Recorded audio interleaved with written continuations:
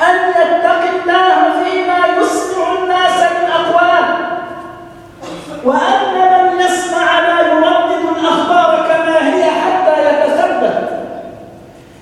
قال تعالى: يا أيها الذين آمنوا إن جاءكم فاسق بنبأ فتبينوا، وفي قراءة فتثبتوا. تبين مما جاء، تثبت من الخبر، أن تصيبوا قوما بجهالة فتصبحوا على ما فعلتم نادمين. فكم من بيوت خربت بسبب أخبار طائشة، وكم من دماء سالت بسبب آراء همجية روج لها بعض الفسدة ممن يعلمون في الإعلام الفاسد، ممن لا يتثبتون ولا يتقون الله جل وعلا فيما يقولون ولا فيما ينقلون من أخبار. واعلموا أن فيكم رسول الله. صفة المجتمع القرآني أن أرضه موصولة بسمائه. في زمن النبي صلى الله عليه وسلم لا يسأل سؤالا ولا يحدث تشريعا ولا يقول قولا ولا يحدث أمرا إلا إذا جاءهم من قبل الله جل وعلا، إن هو إلا وحي يوحى. تحدث الحادثة فتتصل الأرض بالسماء، وينزل ربنا تبارك وتعالى تشريعاته على قلب حبيبه صلى الله عليه وسلم.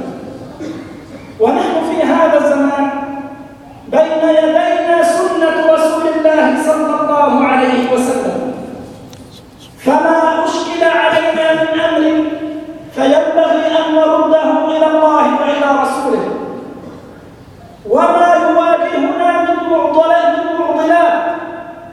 وما نواجه من مشكلات وما يحدث من أمر من الأمور ينبغي أن يكون مرجعه ومآله إلى القرآن والسنة، ففيهما كل شيء.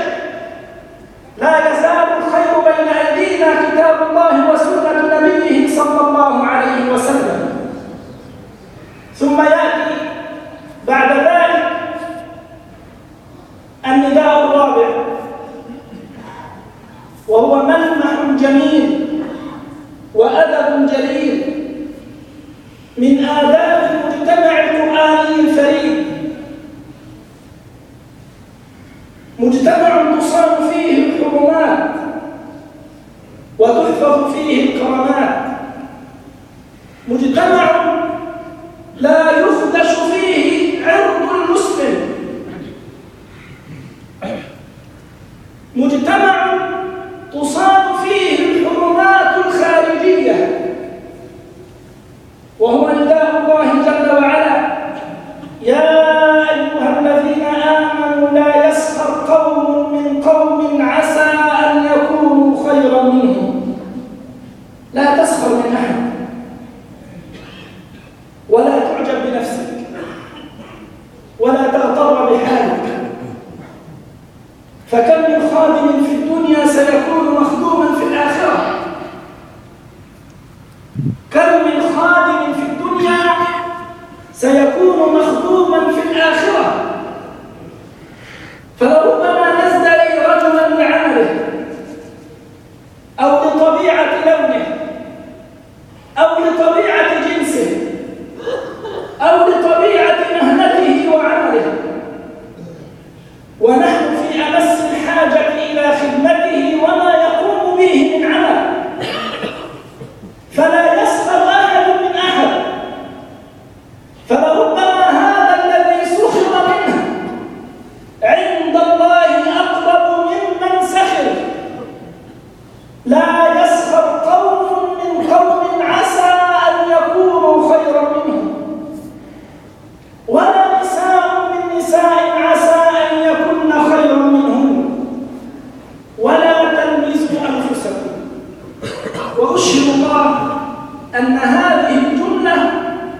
تحتاج وحدها إلى وقفات.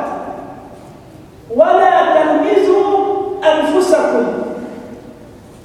تكلم ربنا جل وعلا عن المسلم على أنه هو نفس المسلم. من منا يلمز نفسه؟ لا أحد، بل يلمز غيره، ولكن الله جعل أخاك هو نفسك. وكأنك إذا لمست أخاك المسلم تلمز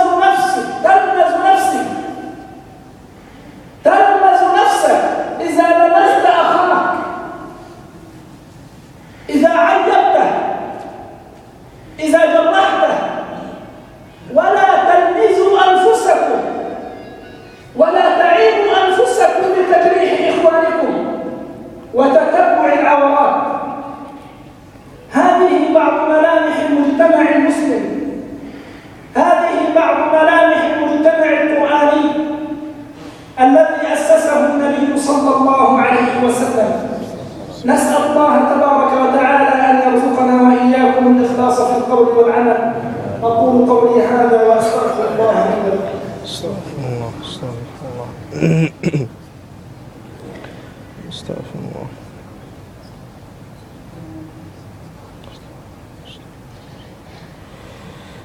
الحمد لله وكفى والصلاة والسلام على عباده الذين اصطفى، وصلى الله وسلم وبارك على نبيه المصطفى. صلاة وسلام عليك سيدي وحبيبي يا رسول الله، وعلى آله وأصحابه الطيبين الطاهرين وكل من سار على نهجه واتبع هداك يوم البعث والنشور. تقربوا إخواني، من يجد فرصة يتقدم فإن إخوانكم خارج المسجد. نسأل الله تبارك وتعالى أن يجعل جمعنا هذا جمعا مرحوما. تقاربوا ترحموا. يعني نظرا لضيق الوقت نرجو الحديث عن بعض ملامح المجتمع المسلم، المجتمع القرآني الفريد إلى الجمعة القادمة حتى لا نطيل عليكم، ونتوجه إلى الله تبارك وتعالى فإنه يرى مكاننا ويسمع أصواتنا ولا يخفى عليه شيء من أمرنا. اللهم اجعل جمعنا جمعا مرحوما وتفرقنا من بعده تفرقا معصوما، ولا تجعل فينا ولا منا ولا من بيننا شقيا ولا محروما. اللهم كن لنا ولا تكن علينا، وانصرنا ولا تنصر علينا. اللهم اغفر لنا ذنوبنا وإسرافنا في أمرنا، وثبت أقدامنا وانصرنا على القوم الكافرين. اللهم اجعل هذه البلدة آمنة مطمئنة بأهلها وسائر بلاد المسلمين. اللهم انصر الإسلام وأعز المسلمين. اللهم انصر إخواننا المجاهدين في الأمة. اللهم رحماك بأهل الأمة. اللهم رحماك بأهل الأمة. اللهم رحماك بإخواننا في فلسطين. اللهم رحماك بإخواننا في بلاد الشام. اللهم رحماك بإخواننا في بلاد الشام. اللهم مكن لهم يا حي يا قيوم. اللهم اهدم دماءهم وفرج كربهم ويسر أمرهم وانصرهم على عدوك وعدوهم.